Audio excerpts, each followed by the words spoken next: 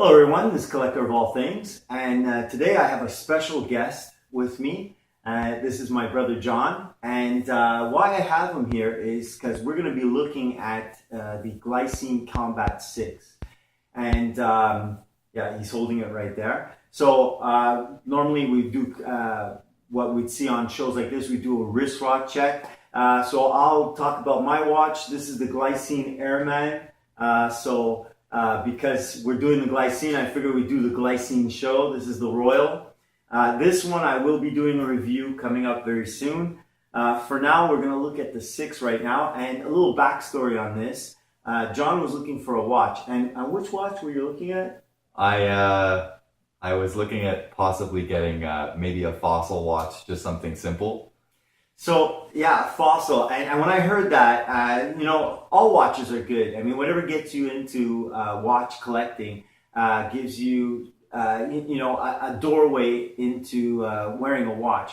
But I kind of reacted probably in a negative way when I heard Fossil. I just said, man, for the money, there's so much more out there that you can get. And what I ended up doing is telling John about other watches. And thanks to the Urban Gentry, I learned about Glycine. And Glycine right now, because of the fact that Invicta has basically taken over and bought them, their prices have just dropped. And you're getting a really great, high quality watch for a lot less. You're looking at 1/3 to 1/4 the price they used to be.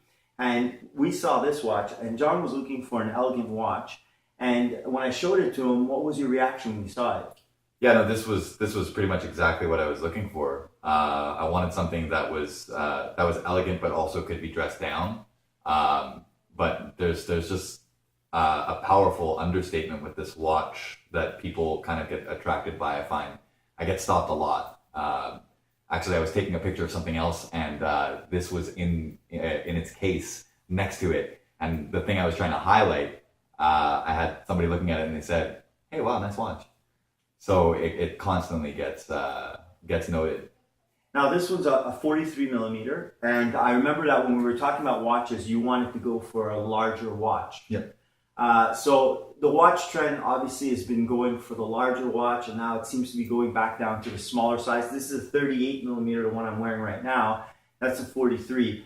I think it works really well. I think it looks really good, and it's like you said, understated and elegant. And I love the face, the color of the face. It's got like a brownish tint to it. Yeah. It's gorgeous with the applied Glycine right there, their logo, which is amazing.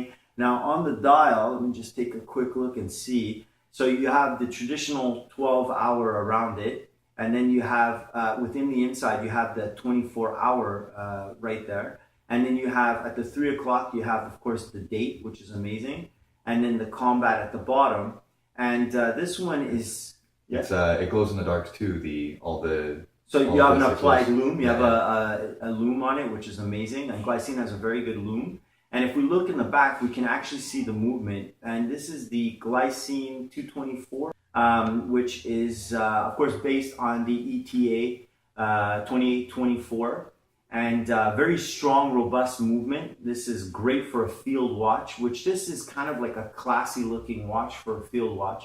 I love the strap. Yeah. I think the strap is just, for the price you pay for this and what you're getting, I usually don't like watch straps, the leather ones that come with most of the mid-tier watches, but this one is beautiful. I actually bought a couple of other watch straps to put on it, and just the thickness of the strap itself, not width-wise, but actually just like the thickness of it, really makes it feel like something special. It makes it feel like something more. So I think if I were to get any other straps, I would definitely have to get a quality strap to match the quality of the one that they gave. And the back, it is a screw down back, of course with a display back, sapphire crystal in the front, which is highly scratch resistant, which is great because you want this. John's work is, is it physical? He's in real estate, so I just give a carry a lot of cardboard signs or stuff with you? Get paper cuts? I don't know. So go through doorways a lot. I guess go that's through what I doorways think and bang the off most. doors. So Yeah. I think the Sapphire can resist that. I know I banged pretty much every Sapphire watch I have, and they still look pristine.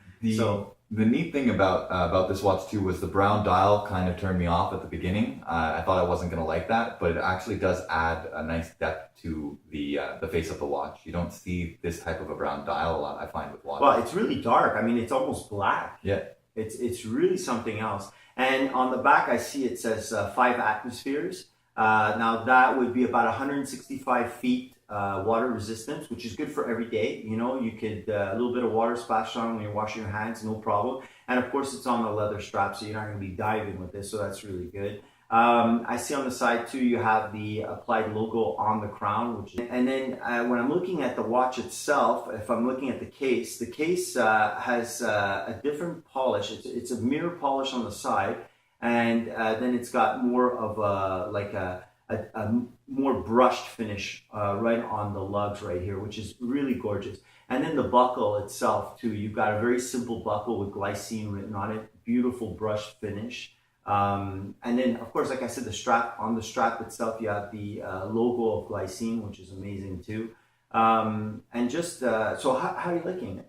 That's honestly, I couldn't be happier that I didn't go with the Fossil. I couldn't be happier too.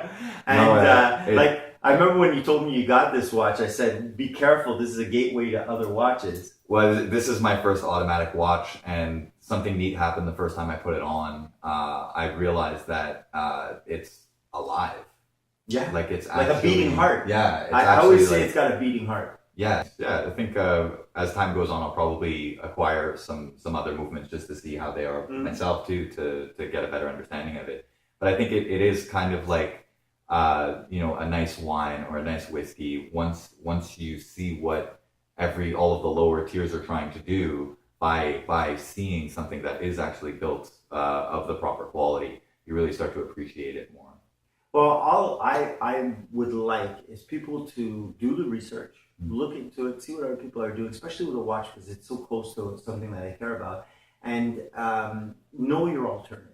You know, you could look at those fashion brands, those brands that are just basically quartz movements that are either from China or Malaysia or wherever they're coming from, and they're just stuck in a case with like a plastic spacer inside. And no care is given. Mineral crystal. I mean, some mineral crystal is good. Like Seiko has their own version, Hardlex, which is a great crystal.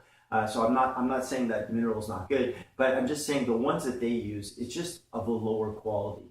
And you know what? I don't want to say anything bad about Fossil or the other brands. It's just that for the money, you get better bang for buck if you do your research and you look around, and there are some great deals out there, and even in vintage watches too. If you want to spend the money on a new one, you can go vintage, go in the used market.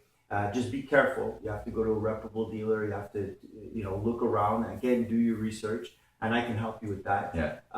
But for the amount of money you're spending, there's so many good options out there that you don't need to settle for a department store or fashion brand watch. Yeah. So I'm really happy to have you part of this video and to have you on the show. Thanks for having me. And I hope to have you back in the future if you pick up another watch, whether it's Japanese, whether it's Swiss. I know you're going to make the right choice now since you've seen where you can go with your money. And I'm really looking forward to seeing the future of your collecting. And I want to thank you for coming on. So, if you like what you've seen, don't forget to subscribe. I want to thank all my subscribers, and I'll see you guys in the next video.